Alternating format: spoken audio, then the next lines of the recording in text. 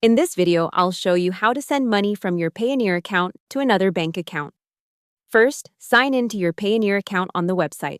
If you're paying someone else, Payoneer's official flow is usually pay to a recipient's bank account, not the normal withdraw option. From the main menu, go to Pay, then choose Pay to a recipient's bank account.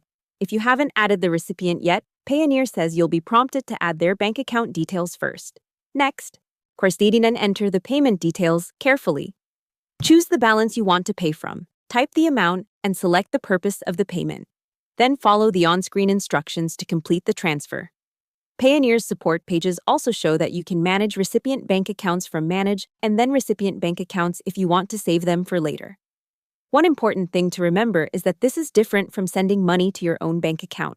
For your own bank, Payoneer says you should go to Withdraw and Transfer, then Withdraw to Bank, and use an approved bank account there.